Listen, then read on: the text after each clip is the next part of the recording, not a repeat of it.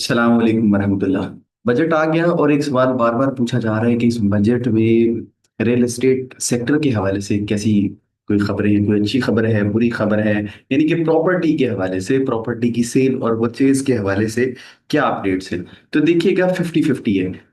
कुछ लोगों के लिए अच्छा है, कुछ लोगों के लिए बुरा है, लेकिन बड़ा जबरदस्त किस्म का इनिशिएटिव लिया गया है। ये बजट बड़े समझदार तरीके से बनाया गया है।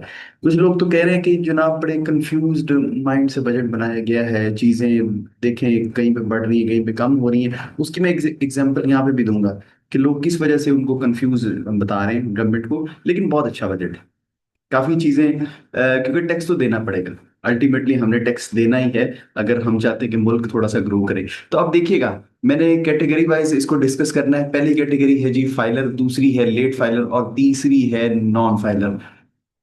अब ऊपर है हमारे पास 236C, जो कि विथहोल्डिंग का एक सेक्शन है। ये गेन टैक्स नहीं, प्लीज याद रखिएगा। गेन टैक्स को बरकरार रखा गया है, वो 15% था, 15 ही है। अब इसमें देखिए, ईयर ऑन ईयर बेसिस पे जो चेंजेस हैं उनको डिस्कस किया गया। 236C फाइनेंशियल ईयर या टैक्स ईयर 2025 में क्या था, और जनाब 26 यानी कि अभी जो बजट आया उस बजट में इसको किस तरीके से रखा गया, क्या चेंज किया गया या वैसे ही रखा गया। उसके बाद 236 के जो कि परचेज ऑफ प्रॉपर्टी के हवाले से, 36C जो है वो सेल के हवाले से, और 236 के जो है वो प्रॉपर्टी की परचेज के वक्त जनाब टैक्स पे करना पड़ता है आपको। ये आपका विदहेल्ड कर लिया जाता है, काट लिया जाता है। और ये ट्रांजैक्शन टैक्स है या ट्रांजैक्शनल टैक्स इसको बोल लेंगे, गेन टैक्स नहीं है। प्लीज इसको कंफ्यूज ना किया करें। कोई 236C को गेन टैक्स कह रहा होता है, कोई 36K को कुछ बोल रहा होता है। अब ये 2025 में और 26 में इनका कंपैरिजन हो गया। और एफईडी, एफईडी चले मैं सबसे पहले बता देता हूँ कि ये 3% थी, पिछले साल से चल रही थी।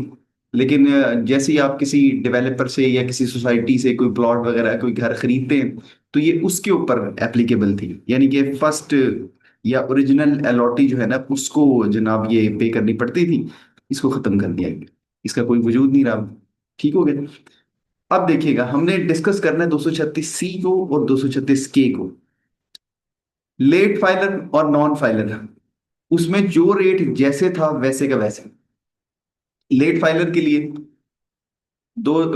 देखिएगा जरा, 2025 में 6% था, अभी भी 6 है। नॉन फाइलर के लिए 10 था, अभी भी 10 है। 236 के आप देख सकते हैं, 6 और 6, 12 और 12, वैसे का वैसे। नो डिफरेंस और नो चेंज एट ऑल। लेकिन यहाँ पे चेंज आया, देखिएगा ग्रीन का मतलब है कि ये एक पॉजिटिविटी, और रेड जो है वो नेगेटिविटी को इंडिकेट कर रहा है। पहले 236C 3% था फाइलर के लिए, जो कि आप बढ़ा के 4.5% कर देंगे। ये प्रॉपर्टी की वैल्यू के ऊपर होता है। आप डीसी वैल्यू भी जानते हैं, एफवीआर वैल्यू भी जानते हैं। आप यूं कह लें कि जो सेल्स वैल्यू है ये उसके ऊपर लगता है। इसको 3 से 4.5% यानी 1.5% बढ़ा दिया गया है। सेल के वक्त पे सेल करने वाला ये टैक्स ज्यादा देगा, 1.5% अब। और जो परचेज कर रहे हैं, जो आप परचेज करेंगे, पहले तो वो दे रहे थे 3%, अब वो देंगे 1.5%। उनके लिए ग्रीन सिग्नल है, लेकिन बेचने वालों के लिए रेड सिग्नल है। देखिए बेचने का क्या मतलब है, एक बंदा फ्रीक्वेंटली बेच रहा है, उसको गवर्नमेंट डिस्करेज करना चाहती है। इससे आपको पता है प्रॉपर्टी के रेट्स भी खराब होते हैं, मार्केट खराब होती है, और बहुत सी जहमतें आपको पता है वजूद में आती हैं। लेकिन खरीदने वाला यूजली, उस पे वाकई शफकत होनी चाहिए। मैं शुरू से कहता था कि खरीदने वाले के लिए टैक्सेस को कम से कम कर दिया जाए, क्योंकि इसमें जेन्युइन बायर्स भी होते हैं। ये वो लोग सारे नहीं होते जिन्होंने आगे फर्दर इसको रीसेल करना है। ये वो लोग भी हैं जिन्होंने अपने घर में रहना है, प्लॉट खरीदना है, उसके ऊपर घर बनाना है। तो इनके लिए टैक्सेस कम होने चाहिए।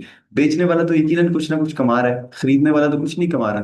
तो इसलिए उन्होंने अक्लमंदी का मुजाहिरा किया है, बेचने वाले के ऊपर टैक्स जो है वो 1.5% बढ़ा दिया है, और खरीदने वाले के लिए कम कर दिया है।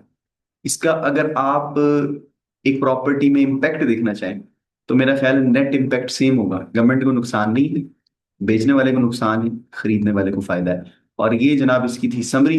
मेरा ख्याल है कि आपको समझ आ गई होगी। जिसको ना समझ आए स्पेशली भी आप पूछ सकते हैं, कमेंट्स में भी पूछ सकते हैं, मेरा नंबर भी गिवन है। उधर आप व्हाट्सएप पे भी मुझसे पूछ सकते हैं, वॉइस मैसेज करके। अपना ख्याल रखिएगा।